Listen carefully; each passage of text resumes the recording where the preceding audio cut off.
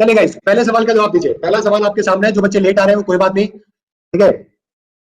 इस बार एग्जाम पार, सिंपल सी बात है। 3 महीने बाद जब एग्जाम होने स्टार्ट होंगे तो आपके हाथ में इतनी मजबूती होनी चाहिए, इतनी नॉलेज होनी चाहिए कि आप बिंदास होकर पेपर दे के आओ। समझ गए? चलिए बताइए आंसर।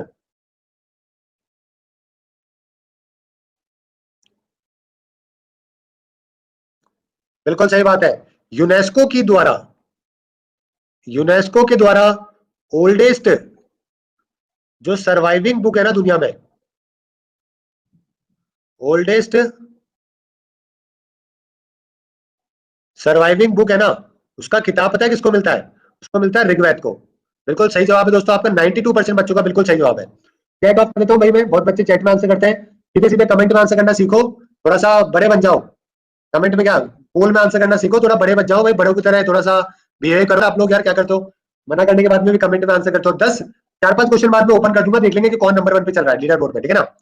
तो ठीक है गाइस, तो आपको मालूम है हमारे दोस्तों जो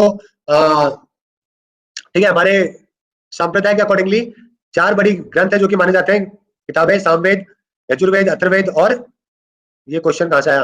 अरे ये दूसरा क्वेश्चन है यार। ठीक है, ये सेकंड क्वेश्चन है, आंसर बताइए। दिव्य हिंदुओं के अनुसार अपने जैविक उद्यम पर हमेशा जोर दिया है, निम्नलिखित में से कौन मनुष्य द्वारा निर्मित नहीं है? बताओ भाई, इसमें से कौन सा मनुष्य के द्वारा निर्मित नहीं है? ई वाला जो ऑप्शन है उसका मतलब है स्किप करना। ई वाला जो ऑप्शन है उसका मतलब है स्किप करना, ठीक है। तो अभी हम लोग एशियंट इंडिया के जो है हम लोग क्या कर रहे हैं, क्वेश्चन कर रहे हैं। अभी हमने बहुत कम पढ़ा है, इसलिए आपको थोड़ा बहुत आर्यंस के भी क्वेश्चन आ रहे हैं, थोड़े बहुत इधर उधर के क्वेश्चन आ रहे हैं। लेकिन जब हम लोग थोड़ा सा ज्यादा कोर्स कर लेंगे ना, फिर जो अपन जो 11 बजे पढ़ेंगे उसी के क्वेश्चन करेंगे, फिर क्या होगा, चीजें अलग लेवल पे पहुंच जाएगी। चलिए, बिल्कुल सही जवाब आया यहाँ पे 30% बच्चों का। देखो, ये सारी चीजें जो है ना डिवाइन ओरिजिन मानी जाती है। डिवाइन ओरिजिन का मतलब है ईश्वर के द्वारा दोस्तों ये चीजें मानी जाती है, इंसानी के द्वारा ये चीज नहीं लिखी गई है, ऐसा इसके अंदर लिखा गया है। समझ लो, एक बड़ी इंटरेस्टिंग बात होगी ना यहाँ पे, कि इसके अंदर लिखा गया है कि जो भी इसके अंदर लिखा गया है वो इंसानों के द्वारा नहीं लिखा गया है। तो भाई सिंपल सी बात है, आपको बात माननी पड़ेगी। ठीक है। समझ गए मेरी बात? जो भी इसमें लिखा गया है वो ये बोला गया है कि इसमें इंसानों के द्वारा नहीं, ये डिवाइन ओरिजिन है। ओके गाइस, ये आपको बात ध्यान रखनी। 4 अपने दोस्तों बहुत ही फेमस ग्रंथ अपने हैं ये दोस्तों, यजुर्वेद, सामवेद, अथर्ववेद और ठीक है ऋग्वेद। ऋग्वेद के अंदर क्या है, अपने श्लोक है। सामवेद के अंदर है कि कैसे इसको गाना है, बोलना है श्लोकों को। यजुर्वेद में कैसे सेक्रीफाइस करना है, और अथर्ववेद में हमारे जो है मेडिसिन मेडिसिन कैसे, है ना, श्लोकों से हम किसी की बीमारी को दूर कर सकते हैं, वो उसके अंदर बताया जाता है। ठीक है, डन है ये बात। चलो, दोनों क्वेश्चन के आंसर कई बच्चों ने यहाँ पे बिल्कुल सही दिया है।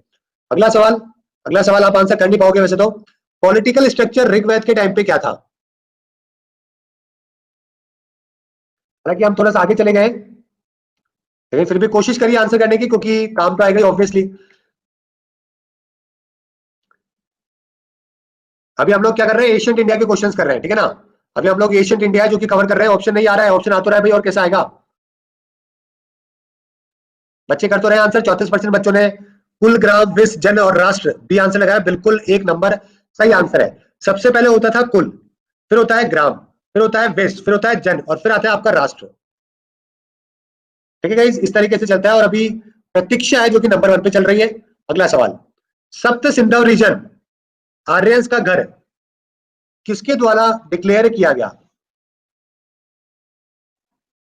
बताओ, ये तो थोड़ा मुश्किल सवाल है, लेकिन कोई बात नहीं, ट्राई करिए।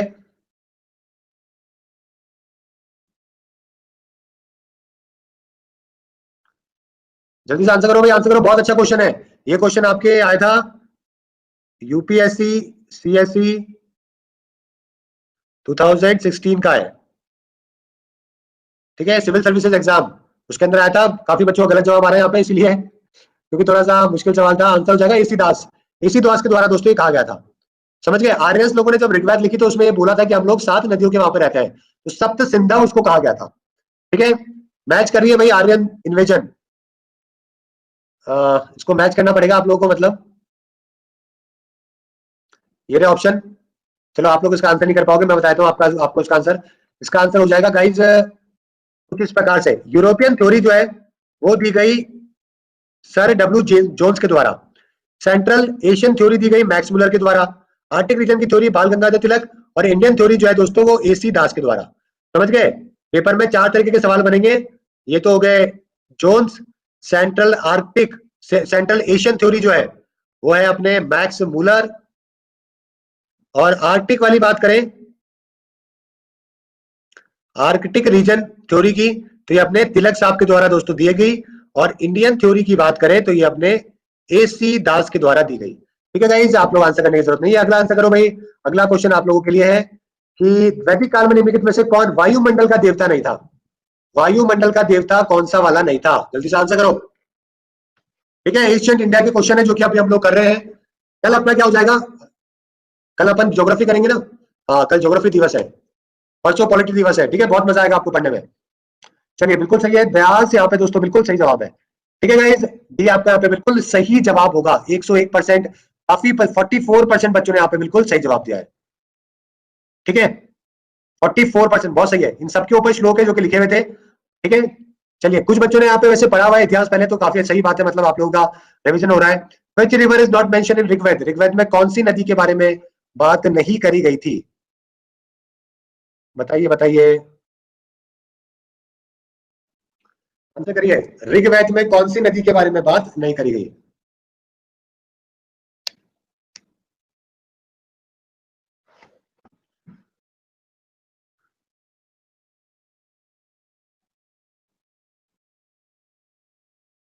चलिए, बिल्कुल सही जवाब है यहाँ पे कुछ बच्चों का 50%। अरे यार, नर्मदा का कोई लेना देना ही नहीं है। नर्मदा हमारी एक तरीके से सेंट्रल इंडिया की नदी है, नॉर्थ इंडिया की नदी नहीं है। तो इसमें नर्मदा में का कोई लेना देना ही नहीं है ऋग्वेद से। तो यार, तो 50% बच्चों का सही आंसर है। मुझे लगा 80% तो आंसर करोगे। थोड़ा सा लॉजिक लगाया करो क्वेश्चन आंसर करने से पहले। अरे भाई, एलिमिनेट भी कर सकते हो आप, आपके पास में एलिमिनेशन थ्योरम भी होती है, मानी मैंने ये बात। अगर आपको लगता है कि मुझे डायरेक्टली आंसर नहीं पता तो काटो, बाकी वालों को काटो। समझ गए? ऋग्वेद आर्यों द्वारा लकड़ी के हल को निरूपित करने के लिए किस शब्द का प्रयोग किया जाता था? बताओ भाई, क्या जो है वो काम में लिया जाता था, क्या बोलते थे इसको?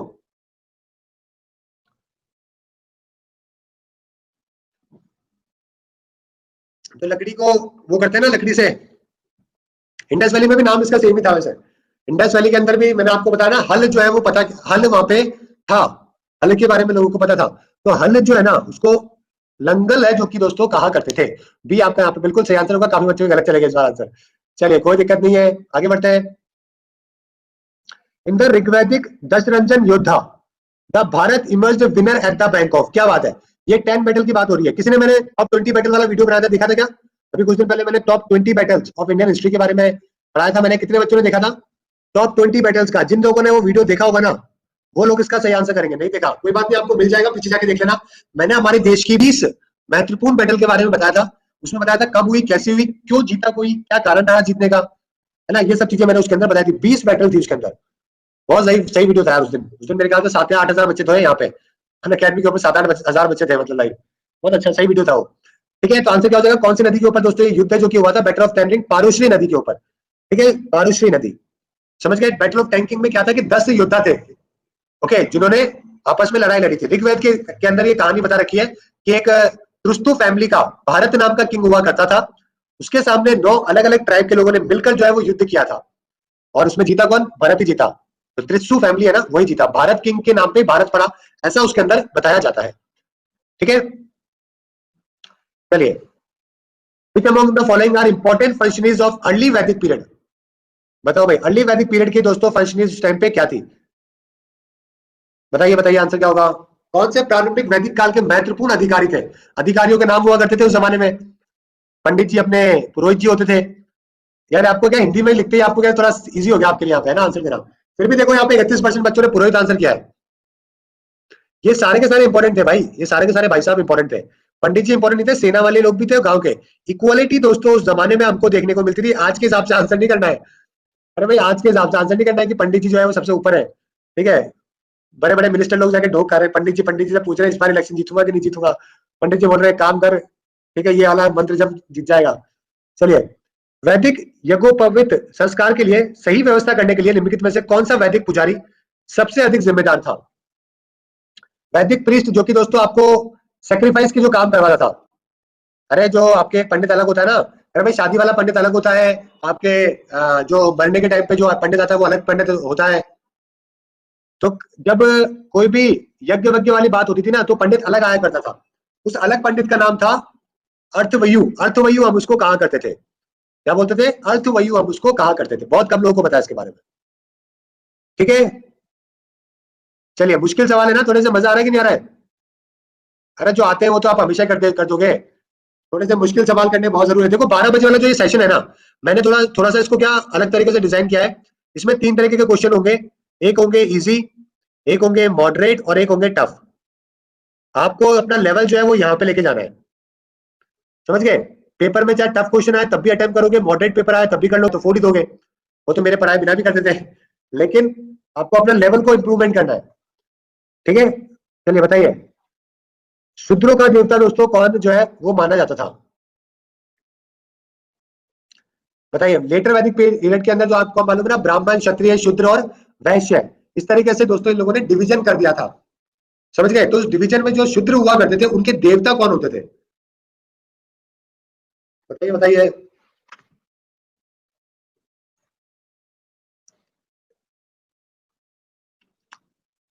चलिए बहुत अच्छी बात है, आंसर क्या हो जाएगा आपका यहाँ पे? पूषण आपका दोस्तों बिल्कुल सही आंसर हो जाएगा, पूषण ये आपका यहाँ पे बिल्कुल सही जवाब है। ठीक है गाइस, आप यहाँ पे देख सकते हैं पूषण ए, बहुत ही कम बच्चों ने आंसर दिया है लेकिन फिर भी ठीक है।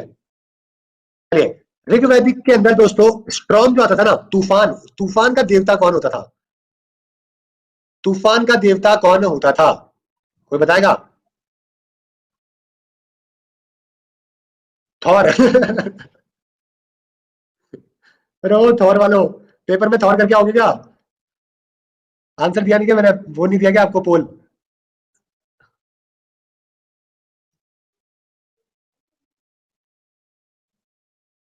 थॉर वॉर का थॉर नहीं था भाई, थॉर तो अपने आज के जमाने में है थॉर, ठीक है?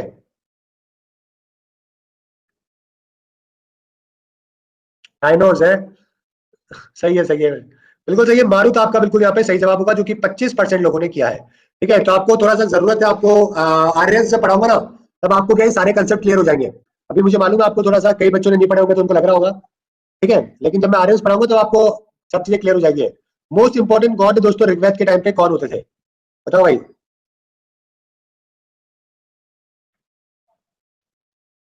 गलती से मिस्टेक? अरे इंडस वैली के अंदर अभी ज्यादा क्वेश्चन बनेंगे नहीं, इसलिए मैंने इंडस वैली वाले ज्यादा पूछ नहीं रहा, क्योंकि अभी तो उसके अंदर अपन ने पढ़ा क्या है, सिर्फ और सिर्फ अभी तक हमने उसके अंदर क्या देखा है, हमने सिर्फ उसके अंदर हमारी सिटीज के बारे में देखा है, समझ गए? तो सिर्फ सिटीज के बारे में देखा है, तो अभी क्या अगले हफ्ते जब अपन इंडस वैली पूरा पढ़ लेंगे ना, फिर आपको इंडस वैली के क्वेश्चन कराऊंगा। अभी हम एशियन इंडिया के क्वेश्चन कर लेते हैं, क्योंकि आगे आर्यन सी पढ़ने हैं अपने को उसके बाद में। ठीक है, चिंता मत करो, सब कुछ क्लियर कर लेंगे, 3 महीने का चैलेंज पूरा करो, 90 दिन, आपका नॉलेज जो है वो बहुत जबरदस्त हो जाएगा। चलेगा इस बिल्कुल सही। यहाँ पे इंद्र, इंद्र को सबसे ज्यादा श्लोक दिए हुए हैं, मालूम है ना? अरे भाई सबसे ज्यादा वेटेज इंद्र देवता की है। ओके, सबसे ज्यादा श्लोक जो है वो इंद्र को ही मिले हुए हैं। चैट आप बंद कर दूंगा, चैट को, चलो चैट बंद कर रहा हूँ, एक बार रुक जाओ। ये लो भाई, चैट बंद कर लो, ठीक है? तो यह इंद्र जो है सबसे इंपॉर्टेंट था, 250 श्लोक है जो कि ऋग्वेद इंद्र को हमने दे रखे थे। 250 श्लोक, समझ रहे हो? 250 कम नहीं होते। चलिए, who was the priest of the Bharat in the battle of ten king, बताइए? पुजारी कौन था, भारत का पुजारी कौन था? बैटल ऑफ टेन किंग्स के ऊपर सवाल आता है, पीसीएस के अंदर आता है ये सवाल। ये जब आप अपने स्टेट का पीसीएस का एग्जाम दोगे ना, पीसीएस हो गया, जैसे यूपी पीसीएस है, राजस्थान आरपीएससी का एग्जाम है, उसके अंदर दोस्तों बैटल ऑफ टेन किंग्स बहुत ही फेवरेट सवाल माना जाता है। आंसर हो जाएगा भृंग, ठीक है, डी आपका दोस्तों यहाँ पे बिल्कुल सही जवाब होगा। ठीक है गाइस, अगला सवाल देखते हैं। ऋग्वेद में शब्द वितस्ता निम्नलिखित नदियों में से किसको संदर्भित करता है? वितस्ता के बारे में आपको बताना है। वितस्ता, यार ये लास्ट वाला मेरे ख्याल से गलत हो गया, इसका भृंग नहीं होना चाहिए, इसका विश्वामित्र होना चाहिए वैसे। भृंग नहीं, नहीं भृंग तो कुछ राजा का नाम था, विश्वामित्र था इसका पुजारी। गाइस आई एम सॉरी, इसको सही कर लेना। ठीक है, जिन बच्चों ने सही आंसर दिया था एक बार मुझे वापस से दीजिए इसका आंसर, चीटिंग मत करना देखो, ताकि आप लोगों का एक क्वेश्चन गलत ना हो। चीटिंग मत करना, जिसने जो दिया था वो देगा आंसर। ये देखो, अरे यार चीटर बच्चों, यार कल भी ऐसे किया था आप लोगों ने, किसी किसी क्वेश्चन में अगर मैंने गलती से आंसर दे दिया, कुछ गलत कोड लगा दिया, तो उसके बाद आप लोगों ने चीटिंग करके अगला वाला आंसर सही करवा लिया खुद का। सही है, कोई बात नहीं।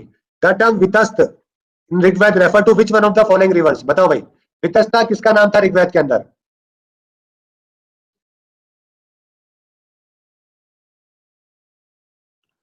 बताओ भाई। सिंधु तो आपको मालूम है इंडस नदी को कहते थे, अस्कनी किसको कहते थे? अस्कनी, अस्कनी कहते थे चेनाब को, ठीक है। झेलम को बोलते थे वितस्ता। यहाँ पे 32% बच्चों का सही आंसर है। विपाशा होती थी ब्यास, ठीक है। विपाशा होती थी ब्यास नदी। विपाशा याद कर लेना, विपाशा वासु से। Just give me a second, एक बार हैंग हो गया मेरा पेन।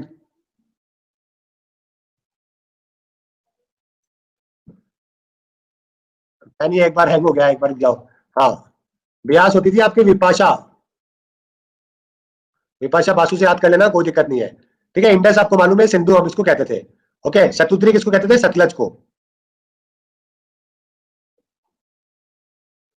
ठीक है। यहाँ पे आपका आंसर क्या हो जाएगा? झेलम आपका सही आंसर हो जाएगा। अगला सवाल है, वैदिक अनुष्ठानों के हिसाब से निम्नलिखित में से कौन ईश्वरीय दूत है जो प्रार्थनाओं को प्राप्त करता है और उन्हें स्वर्गीय क्षेत्रों में पहुंचाता है?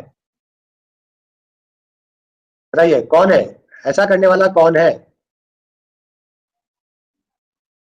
प्रार्थनाओं को प्राप्त करता है और उसको हेवनली, मतलब जो है प्रेयर्स को लेकर आगे पहुंचाता है। चलिए, बिल्कुल सही जवाब है अग्नि आपका। यहाँ पे 38% बच्चों का आंसर बिल्कुल सही है। क्या बात है यार, उम्मीद तो नहीं थी 38% करेंगे। चलिए अगला सवाल, निम्नलिखित में से कौन सबसे महत्वपूर्ण अनाज वैदिक युग में उगाया गया था? बताओ कौन से सबसे स्टेपल फूड क्या था? कुल मिला के स्टेपल फूड के बारे में बात कर रहे हैं, जो आप डेली उस टाइम पे खाया करते थे लोग बाग। स्टेपल फूड मान लो आप इसको, जो लोग उगाया करते थे, खाया करते थे।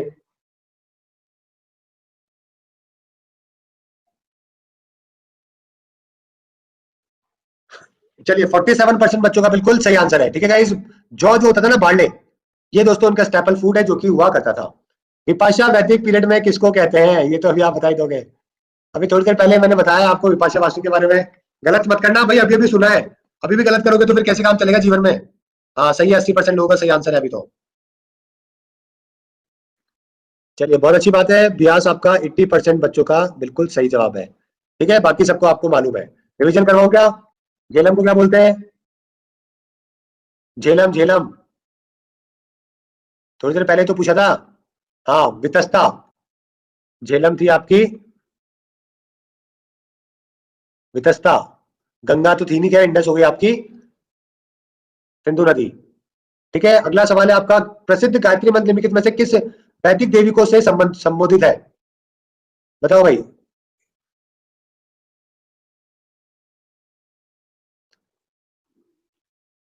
ठीक है, थोड़ा थोड़ा अपने नॉलेज को चेक कर लो कि आपको आर्यंस कितना आता है। और जब मैं पढ़ाऊंगा ना आपको आर्यंस, फिर देखना कितना आता है आपको। समझ रहे हो? अभी तो आपको जितना आता है ना उसके हिसाब से आप आंसर लगा लो आर्यंस के बारे में। और जब मैं आपको पढ़ाऊंगा उसके बाद फिर देखना कि आपको कैसे आंसर आते हैं, कैसे क्वेश्चन बनते हैं पेपर में। और फिर आपके आर्यंस की जो नॉलेज होगी वो काफी ऊपर आ जाएगी, ठीक है।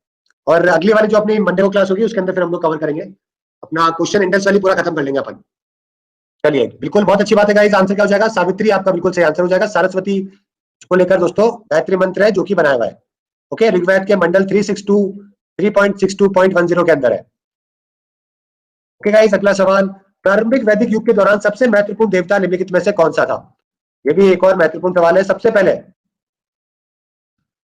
ऐसे तो कर दोगे आप, इसका आंसर मुझे मालूम है। चलिए, बिल्कुल सही बात है, इंद्र दोस्तों। सबसे इंपॉर्टेंट जो है वो इंद्र ही है। ओके, चलिए आपका आंसर हो जाएगा इंद्रा।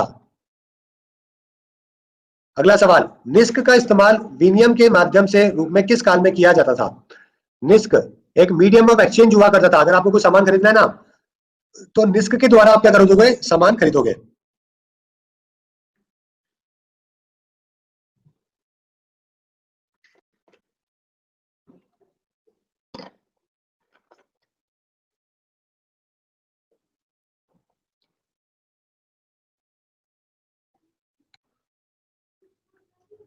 ठीक है, आंसर क्या हो जाएगा? वैदिक पीरियड आपका दोस्तों बिल्कुल सही आंसर है, जो कि हो जाएगा वैदिक पीरियड, ठीक है ना। वैदिक पीरियड के अंदर दोस्तों इसको यूज किया करते थे।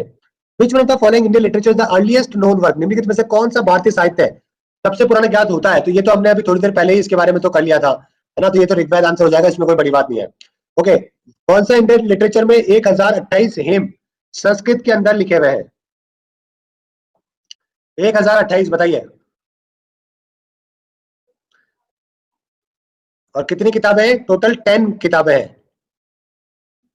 10 बुक्स, इसको हम क्या बोलते हैं? मंडल कहते हैं। समझ गए। और ये ऋग्वेद के अंदर आपको 1028 नेम से जो कि देखने को मिलते हैं। तमिल ग्रामर के हिसाब से अर्लीस्ट वर्क तमिल लिटरेचर के अंदर कौन सा है? एक और जबरदस्त सवाल। अभी देखो आपने आर्यंस किया ना थोड़ा बहुत, अभी जब मैं पढ़ाऊंगा ना उसके बाद देखना फिर आपके आर्यंस का लेवल क्या, दबादब आंसर करोगे आप लोग आर्यंस को लेकर। बताओ भाई।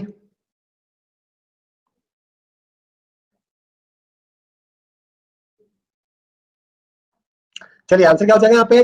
टोलका पीएम दोस्तों आपका बिल्कुल सही आंसर है, जो कि हो जाएगा टोलका पीएम दोस्तों। बहुत ही पुराना एशियन तमिल ग्रामर टेक्स्ट है और तमिल लिटरेचर की सबसे पुरानी किताब है जो कि इसको बताया जाता है। ओके, तो काफी बच्चों का सही जवाब था वैसे। जैन भिक्षुओं द्वारा किस संगम साहित्य की रचना की गई जिसका मुख्य जीवन और युवा अवस्था की क्षणिक प्रकृति है? संगम लिटरेचर जैन मॉन्क के द्वारा दोस्तों बनाई गई थी। शायद ही किसी को आंसर आएगा इसका, तो बहुत ही टफ क्वेश्चन है वैसे तो। जल्दी से बताइए। क्या बात है यार, उम्मीद तो नहीं थी मेरे को यार, आप लोगों ने आंसर कर दिया यार। क्या बात है भाई, बॉर्नविटा वॉर्नविटा खा के आए हो क्या? तुक्का मारा क्या? सही है तुक्केबाज हो। नाला दिया आपका दोस्तों बिल्कुल सही जवाब है। मतलब 29% आंसर इसके भी है और इसके भी है, ए और बी के दोनों 29% है। ठीक है, इनमें से कौन सी किताबें कालिदास जी की है? इनमें से कौन सी किताब है जो कि कालिदास जी की है, ये आपको बताना है। टेलीग्राम पे नहीं मिलेगा इसका पीडीएफ आपको, पीडीएफ और जो कंटेंट है वो आपको यहीं पर ही मिल जाएगा अपडेट के अंदर। ठीक है गाइस, यहीं पर ही मिल जाएगा, डोंट वरी। उसमें सावित्री होगा, सरस्वती नहीं होगा, सावित्री होगा। एक बच्चा पूछ रहा है पहले वाले का आंसर। कोई बात नहीं, गलती से लगा दिया तो आपका डी बिल्कुल सही आंसर होगा, क्योंकि कुमार संभव, रघुवंशा, मेघदूत, ये सारी दोस्तों पोइट्री किसकी है? कालिदास जी की है। ठीक है, तो ये बात आपको ध्यान रखनी है। ओके, कुमार संभव, रघुवंशा, मेघदूत, है ना, ये सारी बड़ी बड़ी किताबें अपने कालिदास जी की है। चलिए, इस प्राचीन वृत्तांत में उनके सभी प्रतिद्वंदी राजाओं पर नंदों के अभियान का वर्णन है और उन्हें उत्तर भारत के शक्तिशाली शासक बनाया है। यानी कि ऐसी कौन सी किताब है जिसमें नंद वंश के बारे में बता रखा है? नंद वंश के बारे में जिसको ने बता रखा है, वो कौन सी किताब है? इस किताब के अंदर बता रखा है, जल्दी से बताओ। तुरंत आंसर करो, तुरंत। 2 मिनट का और बचा है सेशन अपना, 2-3 मिनट के सेशन और बचा है, उसके बाद हाँ।